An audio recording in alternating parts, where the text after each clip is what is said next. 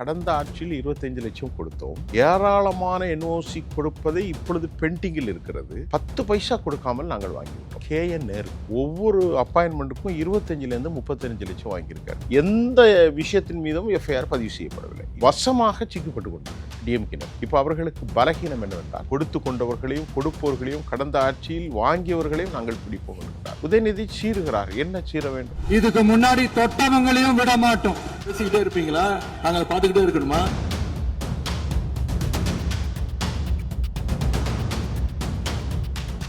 பேசாம ரவுடி ஆயிட்டுமா? கன்னியாகுமரி லிங்கம்னே. சீரான உடல் எடை தந்து ஆரோக்கியமாக வைத்திருக்கும் Lion Oats family super action family. IBC Tamil நேயர்களுக்கு வணக்கம். இன்று நம்முடன் நேர்காணலில் மூத்த பத்திரிகையாளர் சுஃபியான் இணைந்திருக்கிறார். வணக்கம் சார். வணக்கம் பிரபு. சட்டசபையில் முதலமைச்சர் உரை.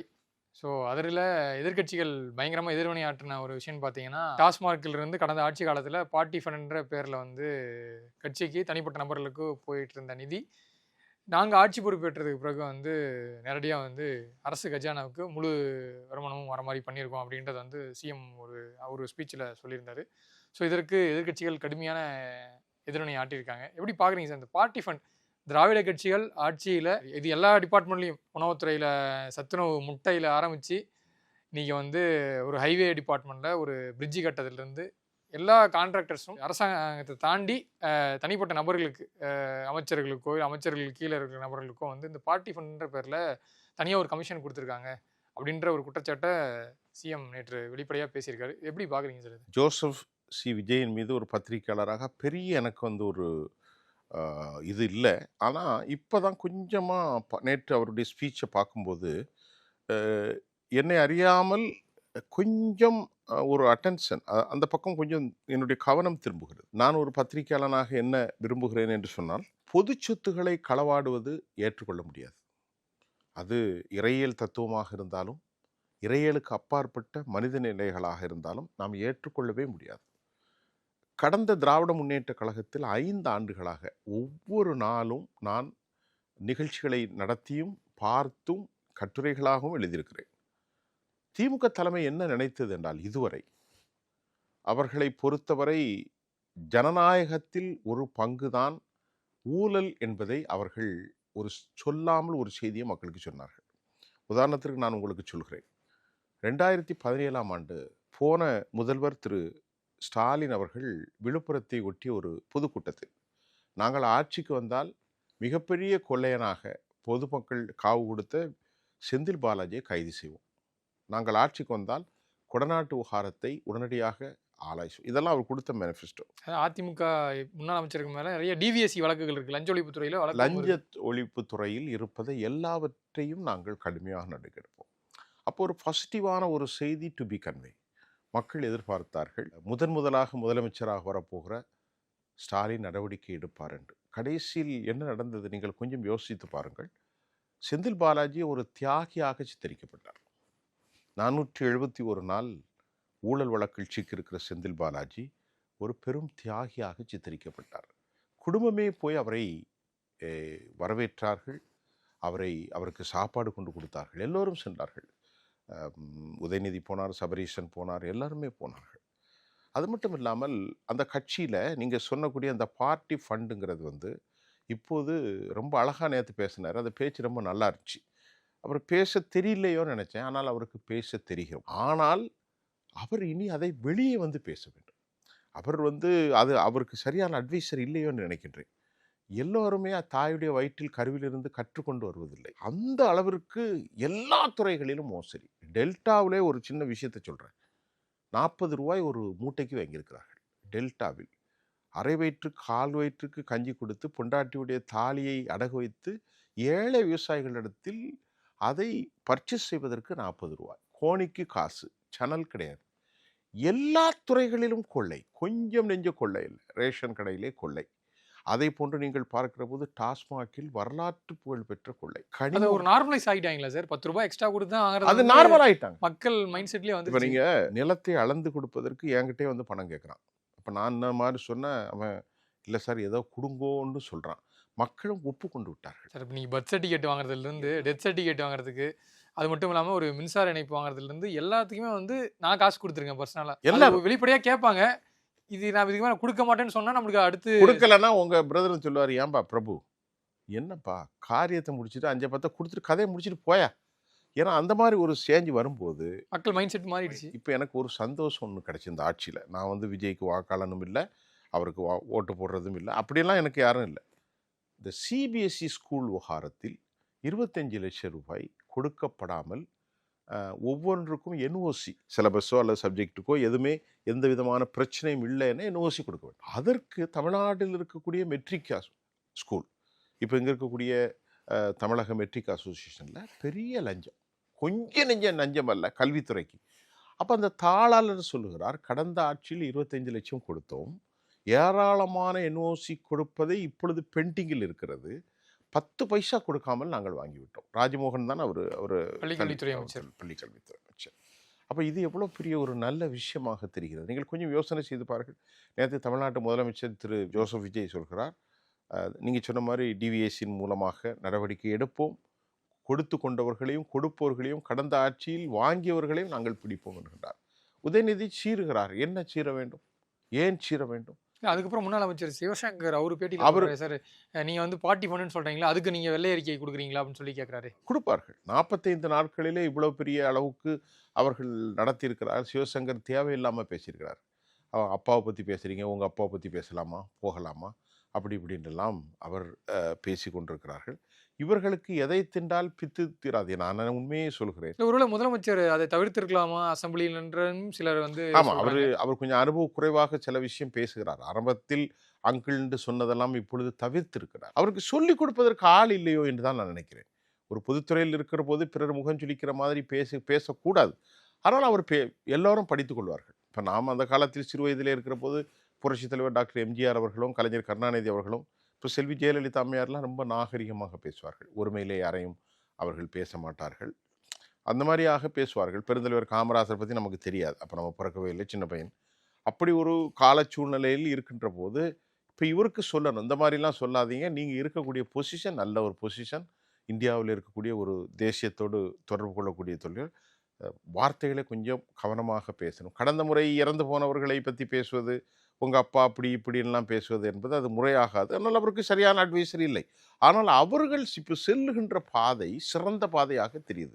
எப்படி நேற்று சொல்கிறேன்னா, உங்களை எல்லோரையும் பிடிச்சி நிறுத்தோண்டா அப்படிங்கிறார். அது நடக்குமா சார்? ஏன்னா இப்போ நீங்கள் சொன்ன மாதிரி திமுக ஆட்சி பொறுப்பேற்ற பிறகு அதிமுக முன்னாள் அமைச்சர்கள் மேலே வந்து எந்த அளவுக்கு வந்து லஞ்ச ஒழிப்புத்துறை வழக்கு இருந்தும் நடவடிக்கை எடுக்கப்பட்டதுன்றது ஒரு அதை பற்றி எதுவுமே பண்ணல. உள்ள என்ன நடக்குதுன்னா, டிவிஎஸ்சி இப்போ எல்லா துறையிலும், உணவுத்துறையில் ஆரம்பித்து மீன்வளத்துறை, போக்குவரத்து துறை, மின்சாரத்துறை, மதுவிலக்கு ஆயத்தீர்வு, இந்த மாதிரி எல்லா துறைகளிலுமே வந்து கடந்த ஆட்சியில் என்ன மாதிரியான டெண்டர்கள் விடப்பட்டிருக்கு, ஸோ அந்த டெண்டர்களுக்கு எவ்வளோ நிதி ஒதுக்கியிருக்காங்க, அந்த எப்படி கட்சி நிதின்ற பேரில் எப்படி வாங்கியிருக்காங்க. பார்ட்டி ஃபண்டுன்னு அப்படி தானே.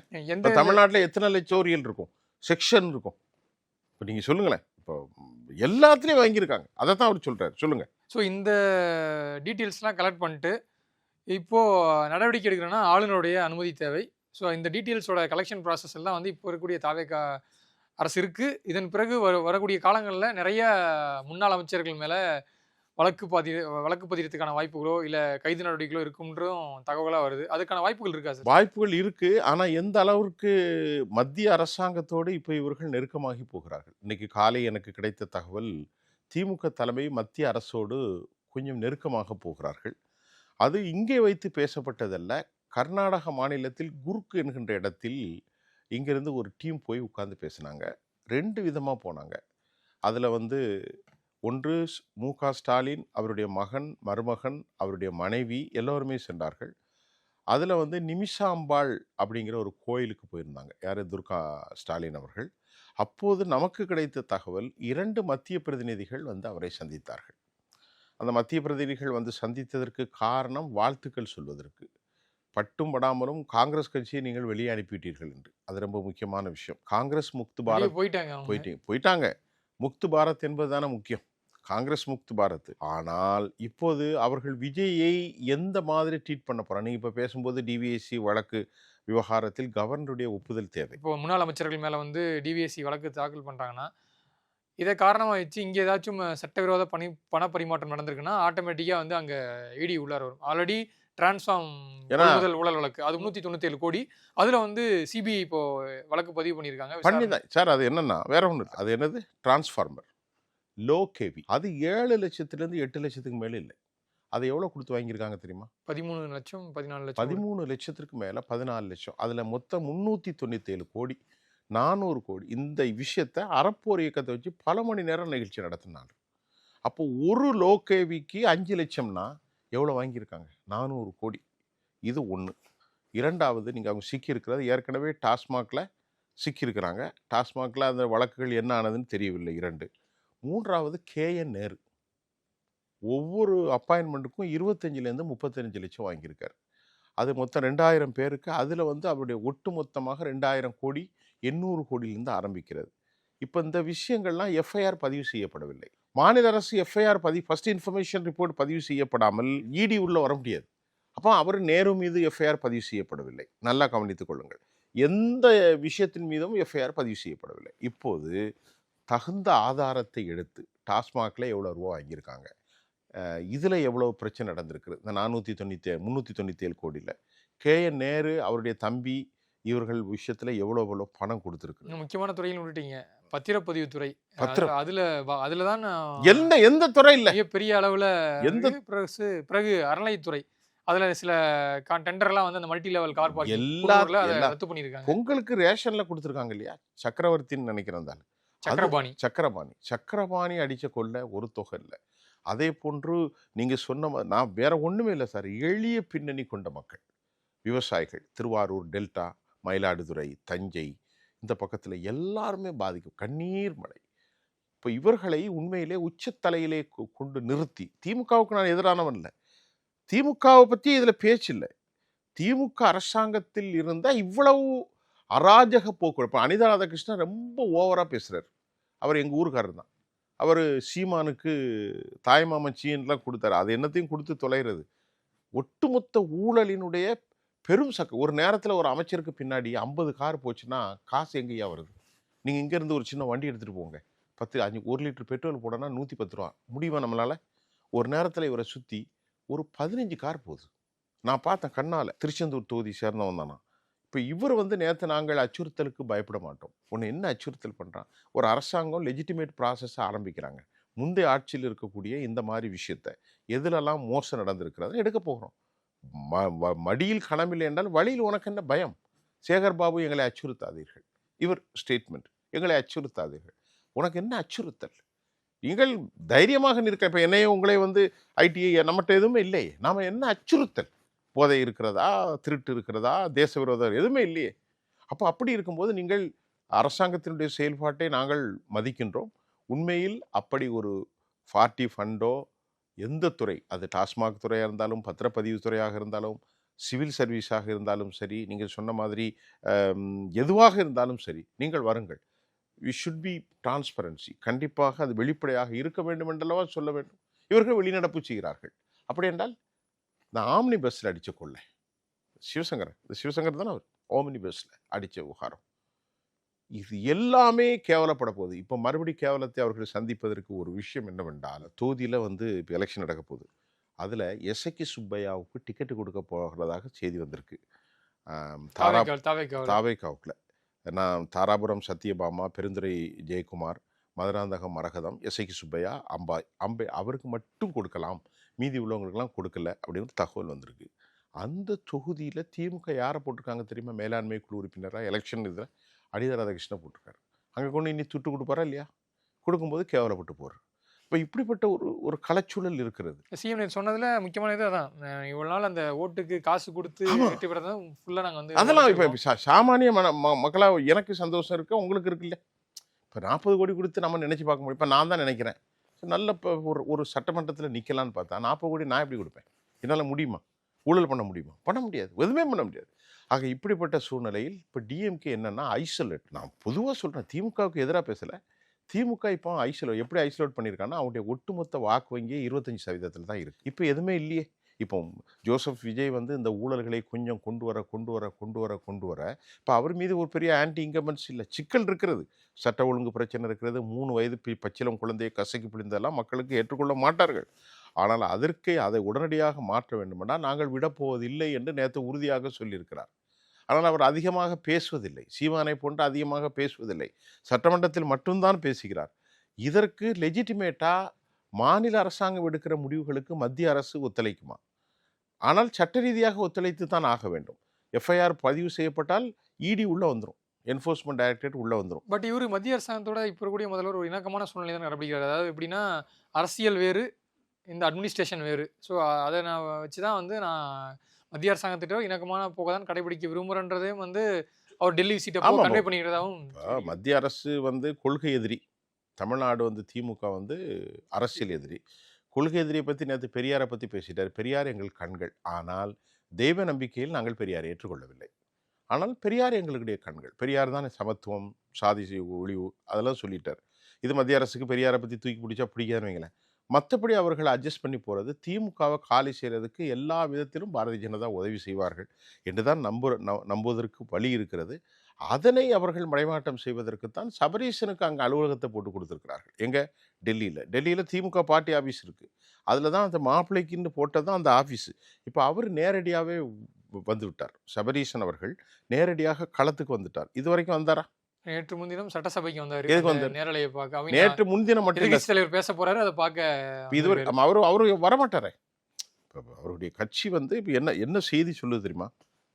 முதலாக எப்போ வந்தான்னா ஆதவ் அர்ஜுன் போட்டிட்டார் பாருங்க, எங்க வில்லிவாக்கத்தில். அதுல வந்து 3 பேர் வந்தாங்க. அந்த 3 பேரும் நண்பர்கள். யார் தெரியுமா? வில்லிவாக்கத்தில் டிஎம்கே சார்பான கார்த்திக் மோகன் யாரு? அண்ணா நகருடைய மோகன், சட்டமன்ற உறுப்பினருடைய பையன். அவரு அதே மாதிரி G2 ஒரு நிறுவனம் இருக்குல்ல, யாருடைய நிறுவனம்? சபரீஷன். அந்த நிறுவனத்தினுடைய நிர்வாகி தான் கார்த்திக் மோகன், எல்லாமே பினாமி. இவர்கள் 3 பேரும் நண்பர்கள். யாரெல்லாம்? ஆதவ் அர்ஜுனா, கார்த்திக் மோகன், சபரீஷன். இப்பொழுது பிரிந்து போய்விட்டார்கள்.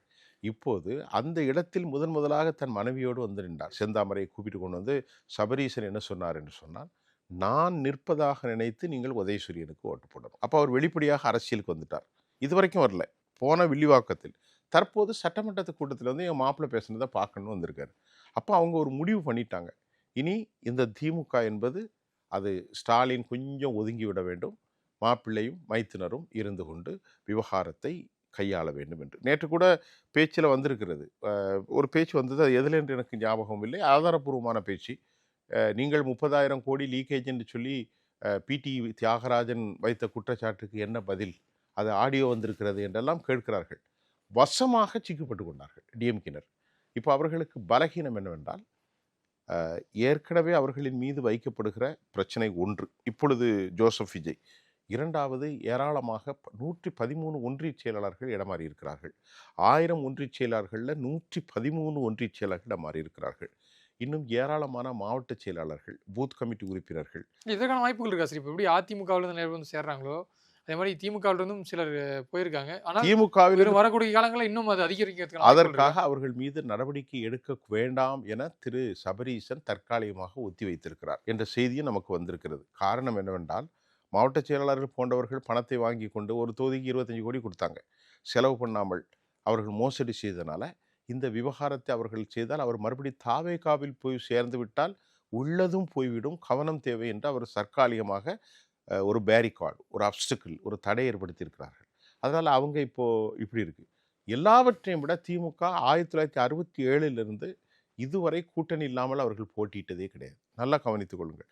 அந்த கூட்டணியில் மார்க்சிஸ்ட் கம்யூனிஸ்ட்டு, இந்திய கம்யூனிஸ்ட்டு, IMUL, காங்கிரஸ் கட்சி, விடுதலை சிறுத்தைகள். குறைஞ்சபட்சம் ஆளுக்கு 2% பாருங்கள், குறைஞ்சபட்சம் 2% பாருங்கள். 8% ஆச்சா? 8-10% ஆச்சா? அப்போ 23-10 35 ஆச்சா? அப்போ நீங்கள் எப்படி ஜெயிக்க போகிறீங்க? வைக்கோ வந்துட்டார், ஒரு 1.5% போடுங்க, வைக்கோ 1.5% போடுங்க. இன்னும் இவர்களுக்கு எதிராக மக்களுடைய நெகிழ்வு இருக்குது. ஒரு பாடசாலை கன்னியாகுமரி, திருநெல்வேலி, தென்காசி, அம்பை எல்லா இடங்களிலும் மலைகளை கொடைஞ்சி எடுத்துகிட்டு போயிட்டாங்க. தாமிரபரணி ஆட்டுப்படுகை கம்ப்ளீட்டாக காலி. 87 வயசில் வீட்டில் படுத்து கிடக்க வேண்டியதானே துரைமுருகன், எதுக்கு இங்கே வரணும்? நீ எத்தனை வருஷம் வாழ போகிற? நான் கேட்குறதுக்கு பதில் சொல்லுங்க. வயசு 87 ஆயிட்டு. உனக்கு அப்புறம் உன்னுடைய பையன் கதிரானந்தை போட்டாச்சு. அவர் மாவட்ட செயலாளர். மாவட்டம் ஏதோ அது மாதிரி ஆற்காடு வீராசாமியினுடைய பையன் வந்துட்டார். கலாநிதி வீராசாமி வந்துட்டாரா இல்லையா? அதே போன்று டிஆர்பி பாலுட மையன் டிஆர்பி ராஜா. அதே போன்று சுபா தங்கவேலன் பையன் தங்கம் தென்னரசு, தமிழச்சி தங்கபாண்டியன். அதே போன்று நேருடைய பையன் வந்தாச்சு. அதே போன்று KKSSருடைய பையன். அதே போன்று பெரியசாமி. இப்படி தான் நீங்கள் எழுதி தானே கொடுத்துருக்கீங்க. இன்னைக்கு எளிய பின்னணி கொடுத்த சாதாரண ஒரு கமலின்னு ஒரு தலித் சமூக பெண்ணுங்க வந்திருக்காங்க. நாளைக்கு எப்படி இருப்பாங்கன்னு எனக்கு தெரியாது. 8 தலித் பிரதிநிதித்துவம் இங்கே கொடுக்கப்பட்டிருக்கிறது. அதான் காதர் மீதியும் கேட்குறாரு, ஏண்டா நாங்கள் இவ்வளவு காலம் உனக்கு பாடுபட்டோம். இன்னைக்கு கூட முஸ்லீம்கள் வாக்குகளில் 60-70% அவர்களுக்கு தான் போயிருக்கு. இந்த முஸ்லீம்கள் மட்டும்தான் திமுகவுக்கு வாக்களித்திருக்கிறார்கள். கிறிஸ்தவர்கள், கடலோர மீனவர்கள், கத்தோலிக்க கிறிஸ்தவர்கள் முழுமையாக மாறி இருக்கிறார்கள். அப்போ நாங்கள் என்ன செய்ய போகிறோம்? எங்களுக்கு அதிகாரம் இதுவரைக்கும் கிடைக்கல. இப்போ நிஜாமுத்தீனா அவர் பேர் ஏதோ ஒருத்தர் மினிஸ்டர் ஆயிருக்கார். அதே போன்று தோழர் வன்னி மினிஸ்டர் ஆயிருக்கார். அதே போன்று காங்கிரஸில் 2 பேர் மினிஸ்டர் ஆயிருக்கிறாங்க. நல்லா கவனித்துக் கொள்ளுங்கள்.